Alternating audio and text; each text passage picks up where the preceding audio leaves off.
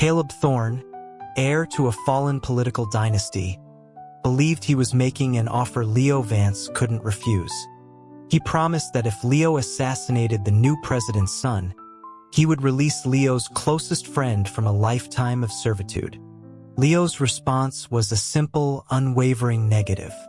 Caleb, agitated, sweetened the deal, vowing to use his remaining resources to locate Leo's long-lost parents. Again, Leo declined. A desperate edge entered Caleb's voice. He leaned in, suggesting that the target, Julian Ashworth, was known for his delicate beauty. A fragile man who would surely be an easy and perhaps even enjoyable conquest for someone of Leo's known inclinations. A slow smile spread across Leo's face. That, he conceded, was an offer worth considering. The declaration hung in the air of the dusty barn, a hideout for the remnants of the Thorne regime. Caleb stared, utterly dumbfounded. He stammered, recalling the whispers among the other agents about Leo's preferences, whispers he had dismissed as crude jokes. Now, faced with the reality, a sudden paranoia seized him. He clutched his shirt and took a nervous step back, eyeing Leo with newfound suspicion, wondering if he himself had ever been the object of such a gaze. Leo, chewing on a piece of straw, gave a dismissive laugh. He assured Caleb he had nothing to worry about. His tastes were far more discerning. The answer seemed to both relieve and insult Caleb, who puffed out his chest, questioning how a mere agent could possibly look down on his own pedigree, his own physique. Leo simply sighed. He explained, with the weary patience of someone stating the obvious, that Caleb was a leader with no country, a general with no army. His future was a gamble, not a guarantee. The words hit their mark. Caleb Thorne fell silent, his bravado deflating as he turned to face the wall, his shoulders beginning to shake with quiet, defeated sobs. This was a familiar performance. Leo was one of 16 orphans secretly raised and trained by the former President Thorne, sworn to protect his son Caleb at all costs. The fierce loyalty of their childhood had, over a decade of exile and hiding, softened into a lazy, pragmatic cynicism. They had integrated into society, taking on menial jobs to survive and to fund Caleb's comfortable, if pointless, existence. One ran a diner, having married the owner.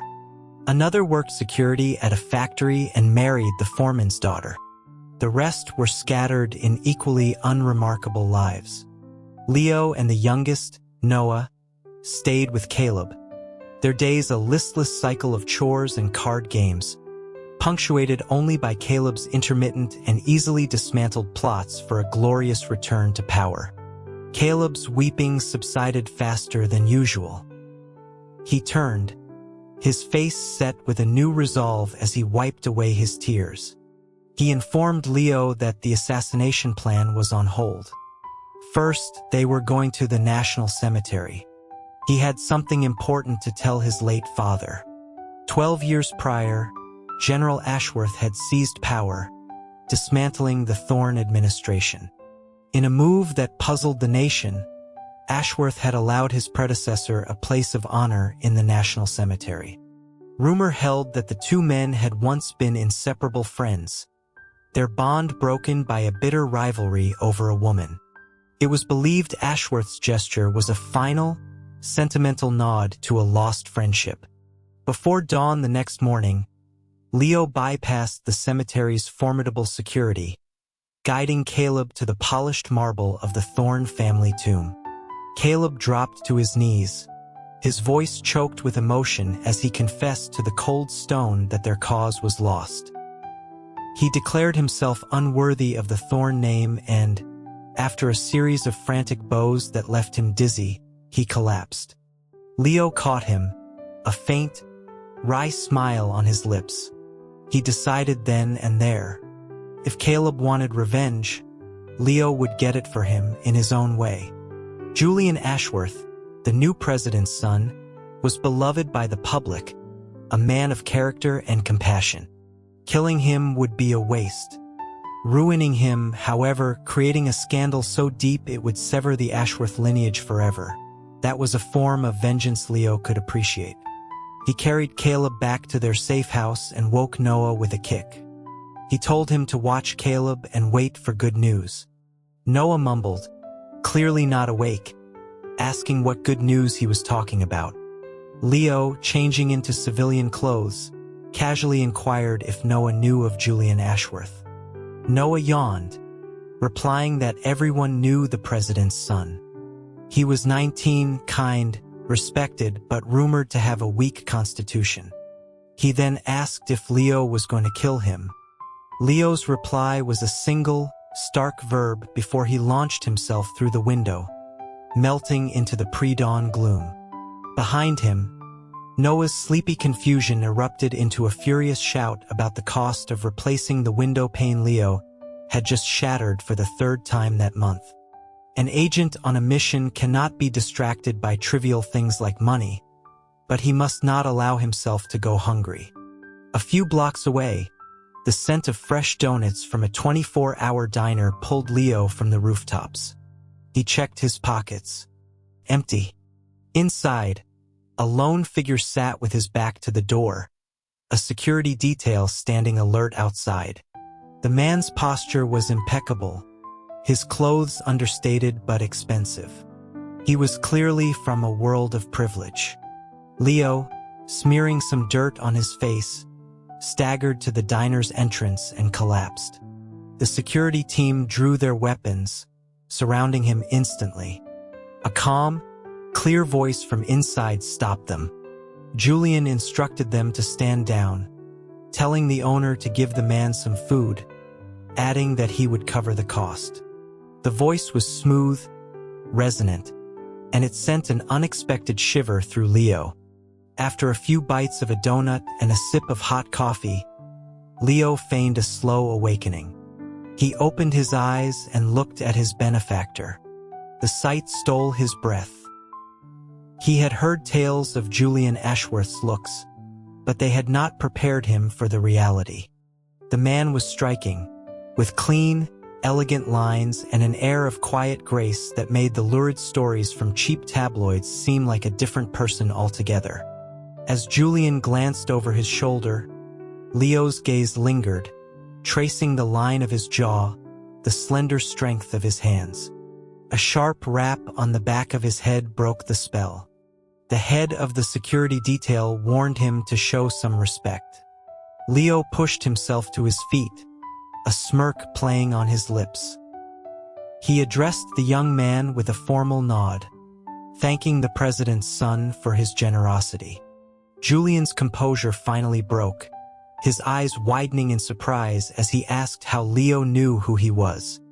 Leo explained that he recognized the unique insignia on the security chief's lapel, a detail he was intimately familiar with from his own past life. He then offered a plausible lie, claiming to have seen Julian at a public charity event once. Julian accepted the story with a small, polite smile. As he prepared to leave, a flicker of curiosity crossed his face. He asked for the stranger's name. Leo felt his throat tighten. He met Julian's clear, steady gaze and gave his real name. Leo. His name was Leo. The encounter solidified his new mission. He would have this man. He followed Julian's motorcade from a distance, learning of their destination. A coastal town in the Gulf plagued by smugglers. Julian was there to oversee a federal crackdown. Bypassing the security was child's play for Leo. He neutralized one of Julian's personal guards, a man named Ryan, and with a few subtle changes to his appearance, took his place. That night at the secured motel, Leo was preparing to slip into Julian's room when he found his path blocked by Marcus, the head of the security detail. The big man was staring at him intently. Leo braced himself, assuming his cover was blown. But then Marcus's stern expression melted into a conspiratorial grin. He pulled Leo back into his own room, his voice a low whisper as he complained about how long he'd been waiting for a moment alone with Ryan. He began to suggestively rub Leo's hand, speaking of the stresses of the road trip and the need for some private relaxation now that their principal was asleep. Leo, stunned by the realization that the president's top security men were apparently in a secret relationship, managed to stammer an excuse about being exhausted. Marcus looked disappointed but accepted it, promising they would find time later. As he left, he slyly pressed a small vial into Leo's hand, winking before disappearing down the hall. Leo looked at the vial, a powerful sedative, likely mixed with an aphrodisiac. Crude, but potentially useful. He slipped into Julian's room. The young man was asleep, his features softened in the dim light.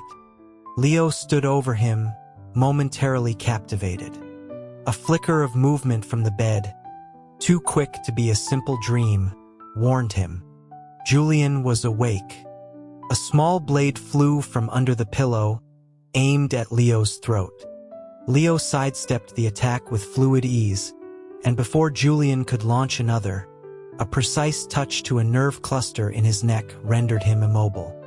Julian lay frozen, his eyes blazing with cold fury. He demanded to know who Leo was. Leo removed the subtle prosthetics from his face.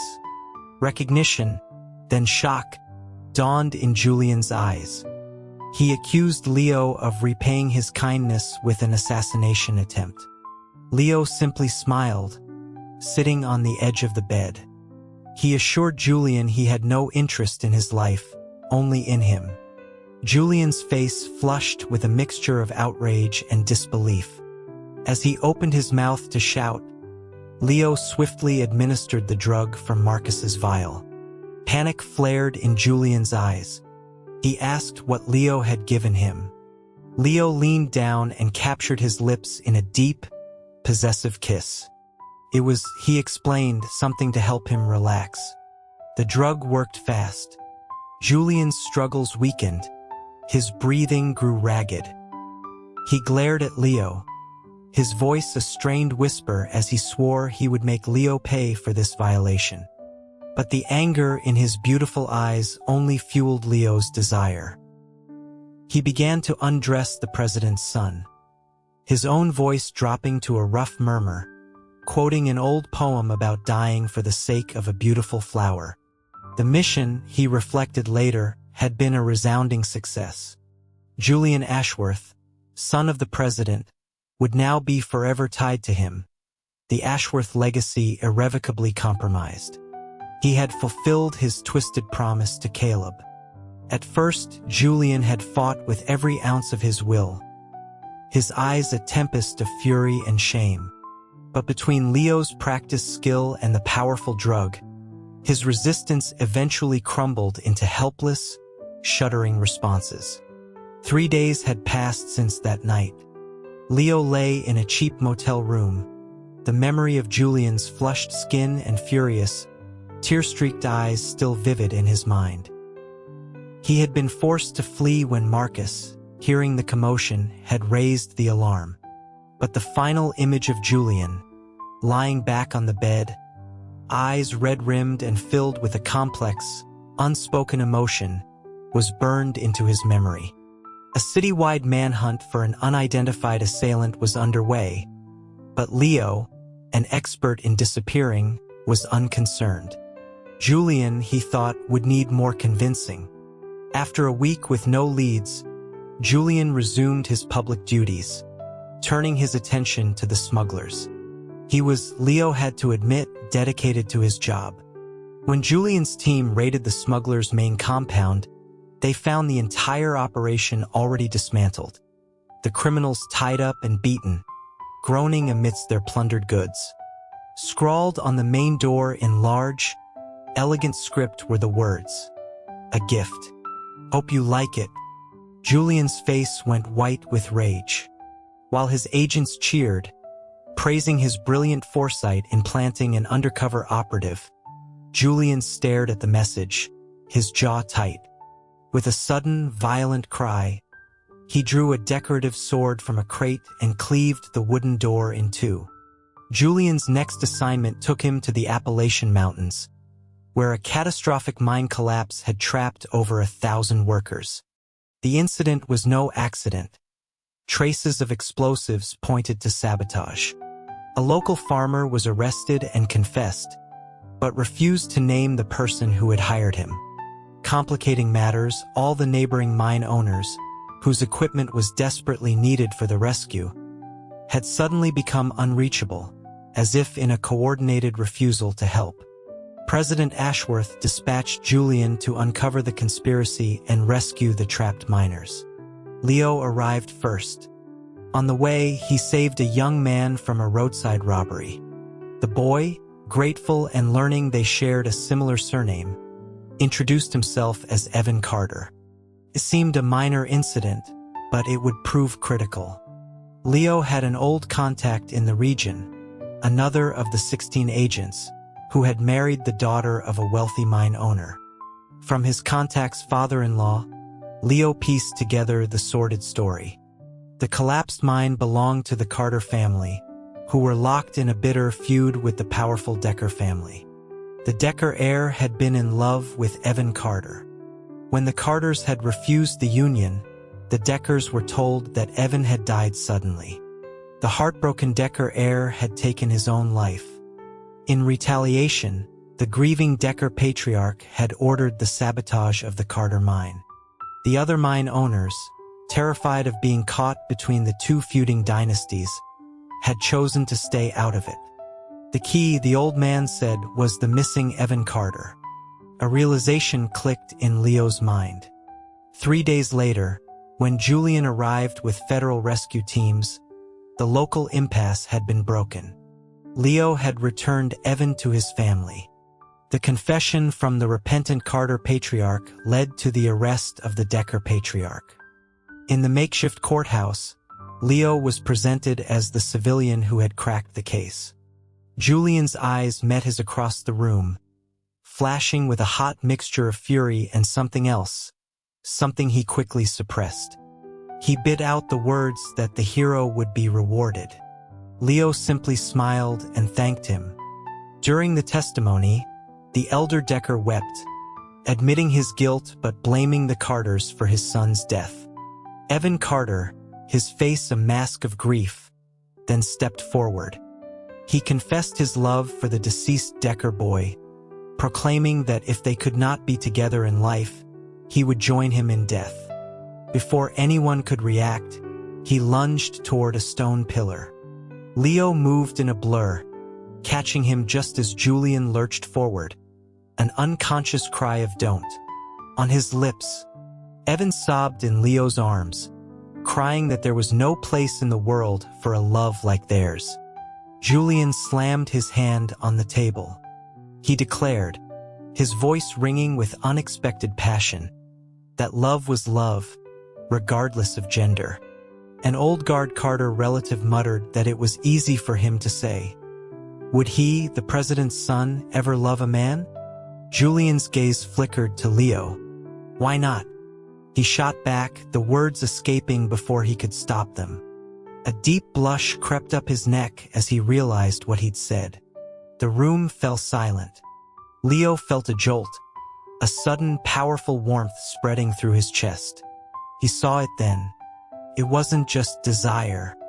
It was real. Julian, having regained his composure, brought the hearing to a close. The miners were rescued, and another crisis was averted. On the return journey to Washington, Julian had Leo arrested. In the back of an armored car, Leo looked down at his cuffed hands with amusement. He asked if this was his reward. Julian, his face an icy mask, replied that not killing him was the reward. Leo leaned forward, offering his neck. He taunted Julian, reminding him of what had happened between them. Julian lunged, clamping a hand over Leo's mouth, his face a storm of conflicting emotions. He hissed at Leo to be quiet. Leo just smiled, reminding him of his own words in the courthouse. Julian fell silent, his anger faltering, the tips of his ears turning a telltale red. Then, a slow, cold smile spread across Julian's lips. He told Leo he wouldn't kill him. He would lock him away in a place so deep no one would ever find him, and he would make him suffer for the humiliation he had caused. He was true to his word. Leo was taken to a secure black site beneath the White House. The punishment was 50 lashes, administered by Julian himself. The whip cracked against Leo's bare chest. Instead of pain, a jolt of pure adrenaline shot through him. He looked directly at Julian, his voice a low growl of thanks for the reward. Julian, gritting his teeth, struck again. Leo asked if his hands were getting tired. The third strike drew blood. The raw, animalistic display seemed to both fascinate and repel Julian, whose own breathing grew labored as he continued the punishment. By the end, Julian was panting and sweat-soaked, while Leo remained upright, grinning, asking for more. Julian finally understood. Leo was not a man who could be broken by pain. He thrived on it. In the following weeks, Julian left him to rot, immersing himself in his duties. But Marcus, the security chief, became a frequent visitor to Leo's cell. He was curious about the strange relationship between the prince and his prisoner. Leo, seeing a kindred spirit, told him everything. Marcus was awestruck, shaking Leo's hand and welcoming him to the club. Soon, Marcus was not only bringing him food but letting him out for exercise when Julian was away. The White House grounds felt strangely familiar to Leo, a ghost of a past life. He had been holding back a crucial piece of information from Caleb, the true reason he discouraged his fantasies of rebellion. He needed evidence, and the only way to get it was by staying close to Julian. One day, while sparring with Marcus in the gardens, Leo overheard him talking. The president was apparently concerned that Julian was nearing 20 and showed no interest in women, and had remarked that at this point, he would even accept a man. Marcus chuckled, saying the president would be shocked to learn his son was the receptive partner in the relationship. A strange thought struck Leo. He casually asked Marcus about Julian's mother, the famously reclusive First Lady. Marcus explained that she was a very private person, but deeply cared for Julian. He'd only seen her once from a distance at the inauguration. He recalled only that she was unusually tall. The details sent a shock through Leo. He asked when exactly the First Lady had given birth to Julian. Before Marcus could answer, a cold voice cut through the air. It was Julian, his expression unreadable, asking why Leo was so interested in his mother.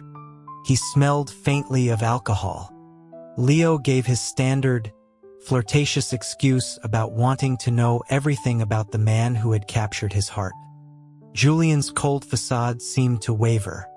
He took a step closer, his voice suddenly vulnerable. He asked if he could trust Leo. Before Leo could reply with another taunt, Julian stumbled. His breathing was shallow, his face flushed. He was ill. Leo grabbed his arm, his tone shifting to one of genuine concern. Julian, leaning heavily on him, managed to explain that his ambitious younger brother had drugged him. The plan was to have him discovered with a prostitute, but Julian had resisted. The doctor had warned him the drug was a potent poison. Without a physical release, it would kill him. He looked up at Leo, his eyes clouded with pain, humiliation, and a desperate plea. "Help me," he whispered. Leo didn't hesitate. He swept Julian into his arms and carried him toward the residential wing. This time, it was not a violation. It was a rescue. This time, when Julian cried out, it was not in protest but in desperate, willing surrender. Afterward, Julian, humiliated but alive, locked himself in the bathroom, scrubbing his skin raw. Leo watched him, a mix of amusement and affection in his heart. When Julian finally fainted from the hot water and exhaustion, Leo gently lifted him out, dried him, and put him to bed. Then he slipped out onto the roof and disappeared into the Washington night. It was time to let his catch run for a while. For months passed. The official story was that the would-be assassin had escaped. Julian, it was said, was furious, even punishing his trusted chief of security. But Leo knew the truth. He often saw Julian sitting alone in the same 24-hour diner where they had first met, staring at the door every time a new customer entered, his hope fading with each passing minute. The diner owner complained to Marcus that the young man's gloomy presence was bad for business. Leo returned to Caleb, who had become a different person. Convinced Leo had suffered horrific torture for his sake, Caleb was now filled with a renewed, tearful gratitude, treating Leo like a heroic brother. He insisted they visit his father's tomb again on the anniversary of his death, to formalize their bond. Leo agreed, but he had no intention of bonding with Caleb. He was going to dig up that grave. That night, while Caleb wept by the tombstone, Leo worked with a shovel. The coffin was heavy. He pried it open. Inside, there was no body. There was only a single silver locket. On one side was the engraved initial A. On the other, T. Leo tossed it to Caleb. He told him the good news was that his father was alive. The bad news was that his father was the current First Lady. To see the First Lady required getting past the tightest security in the country. Only one person could get him in. Leo decided it was time for a reunion. He found Julian at the diner, this time with a young woman on his arm, an adopted sister he'd brought along for show. Julian's face lit up when he saw Leo, then immediately fell into a mask of pale fury at the sight of the woman. He stood and walked out without a word. Leo followed. By the river, under the autumn trees, Julian stood with his back to him. Leo didn't apologize. He simply pulled him into a fierce kiss. Julian struggled, complaining about the taste of donuts. Leo reminded him that he'd been eating them too. Julian's anger finally broke. He demanded to know why Leo had come back, accusing him of finding another lover. The raw jealousy in his voice was all the confirmation Leo needed.